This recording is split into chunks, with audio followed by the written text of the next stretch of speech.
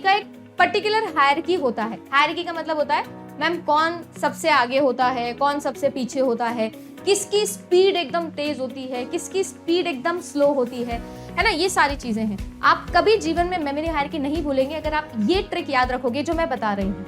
आप मुझे एक चीज बताइएगा, अगर मैं आप सभी लोगों को बोलूं कि आपके पास में एक गोडाउन है और एक गोडाउन के अंदर आप लोगों को एक पेन ढूंढना है, तो क्या आपको एक गोडाउन में एक पेन ढूंढना समझ में आ रहा है कि आप इसे ढूंढ सकते हैं? बोलोगे हाँ मैम ढूंढ सकते हैं। अब मैं आपसे ये पूछ रही हूँ कि तुम ढूंढ तो दोगे, पर तुम्हें क्या एक पेन पूरे एक गोडाउन में ढूंढने में समय ज्यादा लगेगा कि कम लगेगा? सोच के देखना। एक गोडाउन के अंदर एक पेन ढूंढना है तो समय ज्यादा लगेगा कि कम लगेगा? उसकी वजह मैं कह रही हूँ कि एक दुकान है, छोटी दुकान है, गोडाउन होता है, फिर गोडाउन से कम दुकान आती है। एक दुकान पर मैं आपको वही पेन ढूंढने के लिए बोलूं तो आपको उसमें समय कंपैरेटिवली कम लगेगा कि ज्यादा लगेगा? और फिर मैं कह रही हूं कि एक रैक है, एक टेबल की एक रैक है जिसके अंदर आप लोगों को पेन ढूंढना है, तो क्या उसके अंदर आप लोगों को समय कम लगेगा कि नहीं लगेगा?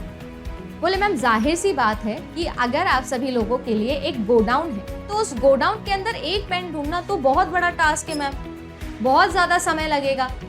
बड़ा है ना, जितनी बड़ी जगह उतना ज्यादा ढूंढने में दिक्कत, टाइम।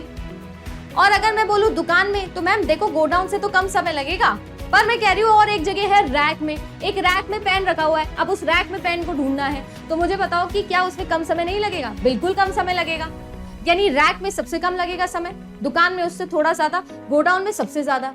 बस ये ट्रिक अगर आपको याद है तो आपका मेमोरी सिस्टम भी आपको समझ में आ गया है। सिनेरियो ऐसा है कि आपके पास में जो मेमोरी जितनी बड़ी होगी वो मेमोरी उतनी ज्यादा क्या होगी? स्लो होगी। एक ऐसा फीचर जिसके थ्रू हम सभी लोग मेमोरी के स्पीड को, टाइम को मेजर करते हैं, उसे हम लोग बोलते हैं एक्सेस टाइम या एक्सेस स्पीड। जितनी बड़ी मेमोरी उतना ज्यादा समय, जितनी छोटी मेमोरी उतना कम समय। सीपीयू को क्या चाहिए? सीपीयू है एकदम तेज तर्रार, आज तक सबसे आगे, एकदम तेज तर्रार है, फटाफट काम करने वाला आदमी है। तो इसको खुद ही सोचो, कम समय वाले लोग अच्छे लगते होंगे या ज्यादा समय लेने वाले लोग अच्छे लगते होंगे? मैम जाहिर सी बात है, इसको जल्दी है, इसको जल्दी काम करना है, इसको जल्दी काम करना है तो इसके पास में मेमोरी भी ऐसी रखो ना कि जो जल्दी काम करती हो, यानी कि जो छोटी होती हो। बस अब आप समझ गए हो। ये डायग्राम हमेशा याद रखना। मैग्नेटिक टेप, आपकी ये जो मेमोरीज होती है ये सबसे नीचे सबसे बड़ी होती है और ये कैसी होती है? सबसे स्लो होती है। सीपीयू से सबसे दूर यही होती है, सबसे दूर है, देख लो। फिर आती है आपकी ऑप्टिकल डिस्क। ऑप्टिकल डिस्क बोले तो जो ऑप्टिकल टेक्नोलॉजी से बनी है, जैसे कि मैम सीडी, जैसे कि मैम डीवीडी, जैसे कि मैम ब्लू रे, पर ब्लू रे थोड़ी तेज होती है कंपैरेटिवली, सही है। देन आता है आप लोगों का मैग्नेटिक डिस्क। मैग्नेटिक डिस्क बोले तो hard disk drive. Magnetic tape मतलब मैग्नेटिक टेप्स, टर्शरी मेमोरी होती है ये सेकेंडरी स्टोरेज है। हार्ड डिस्क ड्राइव जैसे फॉर एग्जांपल आपके पिछले जमाने में चलती थी फ्लॉपी ड्राइव, वो भी इसी टेक्नोलॉजी पर थी।